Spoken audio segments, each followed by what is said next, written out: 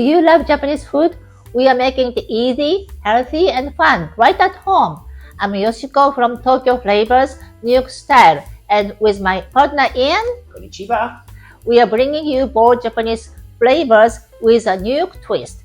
Let's cook! Oh, look at that. I love yakitori. I could eat it every day. In fact, I almost did until my wallet staged an intervention. But wait, is that tsukune? Can we make tsukune at home? Yes, I'll show you an easy way to make Yakitori-Style Tsukune. That's fantastic. And tsukune always starts with ground meat, right? That's right, but first, let's make the sauce. 1 tablespoon each of soy sauce, sake, and mirin, plus a teaspoon of sugar. Wait, hold up. Mirin? Isn't that just sake in a prom dress? Haha, kind of. Mirin is sweetened sake, often used for seasoning.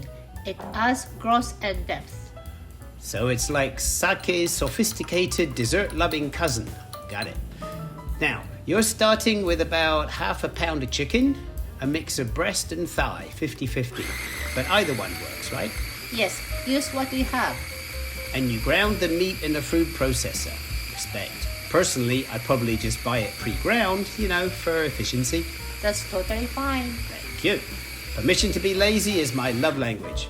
Now you're mincing 1/4 of a small onion and grating some ginger. And I remember you said don't peel the ginger, right? Because the best flavor lives under the skin, like treasure under a dirt hat or a scholar in a hoodie. Exactly. Just clean it well and it's good to go. Now the mix comes together.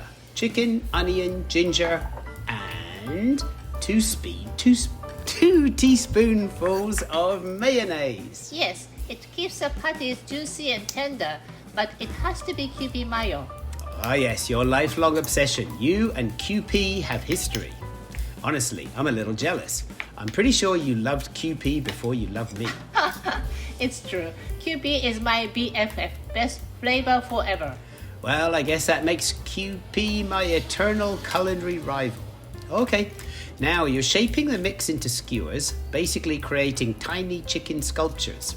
It's like a contemporary meat art. If the Guggenheim had a kitchen, this would be on display. Now, into the frying pan they go with a little oil. Listen to that sizzle. Pure pan-to-table poetry. This is yakitori, the lazy genius edition. Once they get a beautiful golden tan, like they've just come from a beach vacation, you flip them over and cover to cook through. And now the magic happens. Sauce goes in, simmer gently, it bubbles, it thickens, it glistens.